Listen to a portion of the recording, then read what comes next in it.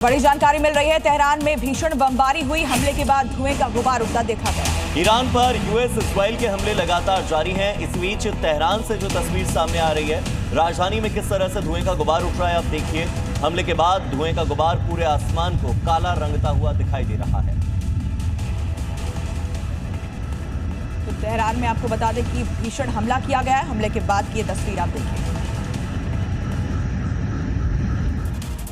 Iran के हमलों का जवाब देने के साथ साथ इजराइल जबरदस्त पलटवार भी कर रहा है। आईडीएफ ने स्ट्राइक कर पश्चिमी ईरान में एक ड्रोन स्टोरेज फैसिलिटी को टारगेट किया और वहां जबरदस्त तबाही मचाई।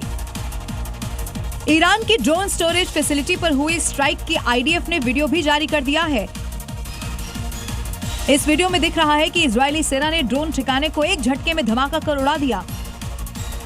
हमले के बाद पूरे इलाके में आग की लपटें और धुएं का गुबार छा गया। इजरायली हमले से बचने के लिए ईरानी सैनिक वहां से भागते हुए भी नजर आए, जिन्हें टारगेट कर एक एक को मार गिराया जा रहा है। अमेरिका और इजरायल से ईरान का ये युद्ध 16वें दिन में अब पहुंच गया है। वक्त बीतने के साथ साथ युद्ध और ज्यादा खतरनाक होता जा रहा है।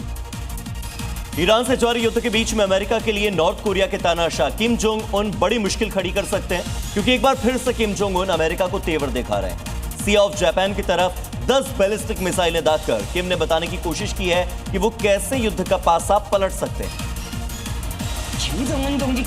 नॉर्थ कोरिया के तानाशाह किम जोंग की बैलिस्टिक मिसाइलों का ये शक्ति प्रदर्शन बता रहा है कि वो युद्ध में उतरने के लिए किस कदर बेताब है।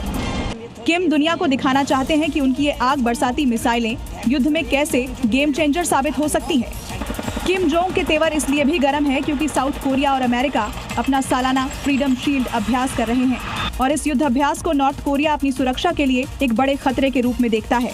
अब जब अमेरिकी मिडिल ईस्ट में युद्ध के मोर्चे पर डटा हुआ है, तो किम अपने बड़े दुश्मन अमेरिका की राहों में कांटे बिछा सकते हैं।